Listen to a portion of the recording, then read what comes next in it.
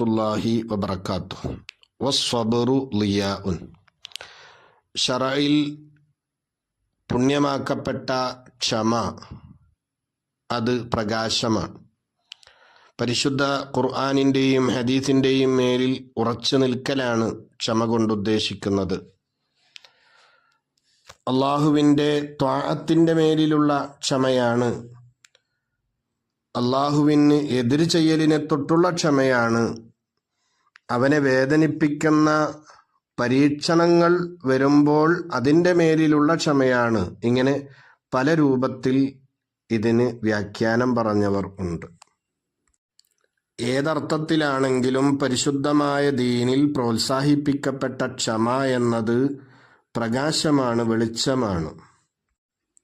ക്ഷമാശീലനായ വ്യക്തി അള്ളാഹുവിൻ്റെ പരിശുദ്ധ നൂറുകൊണ്ട് എപ്പോഴും പ്രകാശിക്കുന്നവനായിരിക്കും. ക്ഷമയുടെ പ്രതിഫലം തന്നെ അന്ത്യനാളിൽ ആ ക്ഷമിക്കുന്നവന് പ്രകാശമുണ്ടാവുക, വെളിച്ചമുണ്ടാവുക എന്നതാണ് എന്ന് ചില പണ്ഡിതന്മാർ പറയുന്നു. അള്ളാഹുവിന് ഇബാദത്ത് ചെയ്യലിൻ്റെ മേലിൽ ക്ഷമിക്കുക എന്ന് പറഞ്ഞാൽ ആ ഇബാദത്തുകൾ നിർവഹിക്കുക എന്നാണ്. ദോഷത്തെ തൊട്ട് ക്ഷമിക്കുക എന്ന് പറഞ്ഞാൽ ആ ദോഷം ചെയ്യാതിരിക്കുക എന്നാണ്. അത് ഒരു മനുഷ്യൻ്റെ ഹൃദയത്തിൽ പ്രകാശത്തെ നിറക്കുന്ന കാര്യമാണ്. തിന്മയെ ചെയ്യൽ ഹൃദയത്തിൽ ഇരുട്ടിനെ നിറക്കുന്നത് പോലെ. ചില ഹദീസുകളിൽ കാണാം, ഒരു മുസീബത്തിൻ്റെ മേലിൽ, ഒരു വിപത്തിൻ്റെ മേലിൽ ഒരാൾ ക്ഷമിച്ചു കഴിഞ്ഞാൽ അവന് 300 പദവികൾ രേഖപ്പെടുത്തപ്പെടും. അള്ളാഹുവിനെ ഇബാദത്ത് ചെയ്യലിൻ്റെ മേലിൽ ഒരാൾ ക്ഷമയോടെ നിലകൊണ്ട് കഴിഞ്ഞാൽ 600 പ്രതിഫലവും, അള്ളാഹുവിന് എതിര് ചെയ്യലിനെ തൊട്ട് ക്ഷമ കൈവരിച്ചു കഴിഞ്ഞാൽ അവന് 900 പ്രതിഫലവും രേഖപ്പെടുത്തപ്പെടും എന്ന്. സയ്യിദുന കലീമുല്ലാഹി മൂസാ നബി അലൈഹിസ്സലാം ഒരിക്കൽ അള്ളാഹുവിനോട് ചോദിക്കുകയാണ്, അള്ളാഹുവേ, സ്വർഗത്തിലുള്ള നിനക്ക് ഏറ്റവും പ്രിയമുള്ള സ്ഥലം ഏതാണ്?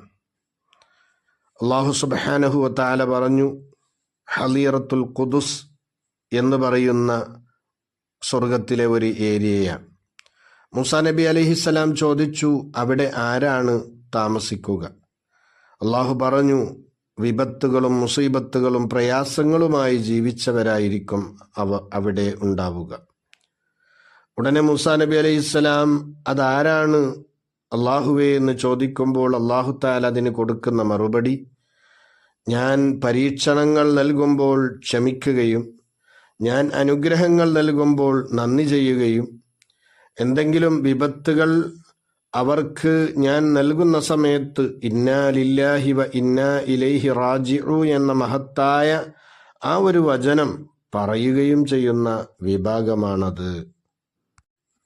വൽ ഖുർആനു, പരിശുദ്ധമായ ഖുർആൻ, ഹുജ്ജത്തുൻ ലക, നിനക്ക് അനുകൂലമായി സാക്ഷി പറയുന്ന തെളിവാണ്, ലക്ഷ്യമാണ്. നിന്നോട് ചോദ്യം ചെയ്യപ്പെടുന്ന ഖബർ, മഹ്ശർ പോലെയുള്ള സ്ഥലങ്ങളിലൊക്കെ നിനക്ക് നന്മ കൊണ്ട് സാക്ഷി പറയുന്ന ഒന്നാണ് പരിശുദ്ധ ഖുർആൻ. നിന്നെ ബഹുമാനിക്കുന്ന വിഷയത്തിൽ അള്ളാഹുവിൻ്റെ അടുക്കൽ പരിശുദ്ധ ഖുർആൻ ശിപാർശ ചെയ്യും. നീ ആ ഖുർആൻ കൊണ്ട് അമല് ചെയ്തിട്ടുണ്ട് എങ്കിൽ. ഖുർആൻ കൊണ്ട് അമല് ചെയ്യുക എന്ന് പറഞ്ഞാൽ ഖുർആനിലുള്ള കൽപ്പനകൾ അനുസരിക്കുക, വിരോധനകൾ ഒഴിവാക്കുക, അതിലുള്ള ഉപദേശങ്ങളെ കൊണ്ട് ഉപദേശം ശ്രദ്ധിക്കുക, അതിലെ പ്രകാശങ്ങളെ കൊണ്ട് നീ സന്മാർഗിയായി മാറുക എന്നാണ്. എന്നാൽ അതിനെ തൊട്ട് നീ തിരിഞ്ഞു കളയുകയാണെങ്കിൽ ഔ അലൈക്ക, നിന്റെ മേലിൽ കേടായി പരിശുദ്ധമായ ഖുർആൻ ലക്ഷ്യമാകും, തെളിവാകും. സയ്യിദുന അബ്ദുല്ലാഹിബിൻ അബ്ബാസ് മസ്ഊദ് റളിയല്ലാഹു അൻഹു പറയുന്നത് കാണാം, പരിശുദ്ധമായ ഖുർആൻ ഖിയാമത്ത് നാളിൽ വരികയും ആ ഖുർആനിൻ്റെ സ്വാഹിബിനെ, ഖുർആനിൻ്റെ കൂട്ടുകാരനെ, ഖുർആനുമായി എപ്പോഴും ദുനിയാവിൽ ബന്ധം പുലർത്തിയവനെ അവന് വേണ്ടി ശിപാർശ ചെയ്ത് സ്വർഗത്തിലേക്ക് വഴി നടത്തും. ഖുർആനുമായി ഒരു ബന്ധവുമില്ലാതെ ജീവിച്ചവനാണെങ്കിൽ, ഖുർആൻ കൊണ്ട് അമല് ചെയ്യാതെ ജീവിച്ചവനാണ് എങ്കിൽ തീർച്ചയായും ആ ഖുർആൻ അവൻ്റെ മേലിൽ കേടായി സാക്ഷി പറയുകയും അവനെ നരകത്തിലേക്ക് കൊണ്ടുപോവുകയും ചെയ്യും എന്നാണ്. ചില മഹാന്മാർ പറയാറുണ്ട്, അള്ളാഹുവിനോടുള്ള ഇഷ്ടത്തിൻ്റെ അടയാളമാണ് പരിശുദ്ധ ഖുർആനിനോടുള്ള ഇഷ്ടം. പരിശുദ്ധ ഖുർആനിനോടുള്ള ഇഷ്ടത്തിൻ്റെ അടയാളമാണ് മുത്തുനബി സല്ലല്ലാഹു അലൈഹി വസല്ലമ തങ്ങളോടുള്ള ഇഷ്ടം. നബി തങ്ങളോടുള്ള ഇഷ്ടത്തിൻ്റെ അടയാളമാണ് അവിടുത്തെ ചര്യയോടുള്ള ഇഷ്ടം. അവിടുത്തെ ചര്യയോടുള്ള ഇഷ്ടത്തിൻ്റെ അടയാളമാണ് ആഖിറത്തിനോടുള്ള ഇഷ്ടം. ആഖിറത്തോടുള്ള ഇഷ്ടത്തിൻ്റെ അടയാളമാണ് ദുനിയാവിനോടുള്ള ദേഷ്യം. ദുനിയാവിനോടുള്ള ദേഷ്യത്തിൻ്റെ അടയാളമാണ് ദുനിയാവിൽ നിന്ന് അവന് മതിയാകുന്ന ഒന്ന് മാത്രമേ, ആവശ്യമായ ഒന്ന് മാത്രമേ അവൻ എടുക്കുകയുള്ളൂ എന്നത്. പരിശുദ്ധ ഖുർആൻ പാരായണം ചെയ്യുന്ന ആളുകൾ കൂട്ടം കൂട്ടമായി സ്വർഗത്തിലേക്ക് പ്രവേശിക്കുമെന്ന് അവർക്ക് സന്തോഷവാർത്ത അറിയിക്കണം എന്ന് മുത്തുനബി സല്ലല്ലാഹു അലൈഹി വസല്ലമ തങ്ങൾ വളരെ വ്യക്തമായി പറഞ്ഞിട്ടുണ്ട്. കുല്ലുന്നാസി, ജനങ്ങൾ മുഴുവനും യഗ്ദു, അവരുടെ കാര്യങ്ങളിലായി അവരുടെ ആവശ്യങ്ങളിലായി ജീവിച്ചു കൊണ്ടിരിക്കും. യഗ്ദു എന്നതിന് രാവിലെ പോവുക എന്നർത്ഥം പറയാറുണ്ട്. അപ്പം കാര്യങ്ങൾ പൂർത്തീകരിക്കാൻ വേണ്ടി, ലക്ഷ്യങ്ങൾ നിറവേറ്റാൻ വേണ്ടി ഓരോ മനുഷ്യനും രാവിലെ സമയത്ത് പോകും. ഫബായിഉൻ നഫ്സഹു, അവൻ അവൻ്റെ നഫ്സിനെ വിൽക്കുന്നവനാണ്. ഫമുഅ്തിഖുഹ, എന്നിട്ട് ആ നഫ്സിനെ അള്ളാഹുവിൻ്റെ ത്വാഅത്തിൽ വിനിയോഗിക്കുന്ന കാരണം കൊണ്ട് തന്നെ അള്ളാഹുവിൻ്റെ ശിക്ഷയിൽ നിന്ന് രക്ഷപ്പെടുത്തുന്നതാണ്, മോചിപ്പിക്കുന്നതാണ്. ഔ മൂബിഖുഹ, അല്ലെങ്കിൽ ആ ശരീരത്തെ തിന്മകളിൽ ഉപയോഗിച്ച് ആ ശരീരത്തെ അള്ളാഹുവിൻ്റെ ശിക്ഷയിൽ അവൻ സംഭവിപ്പിക്കുകയും ആ ശരീരത്തെ നശിപ്പിക്കുകയും ചെയ്യും.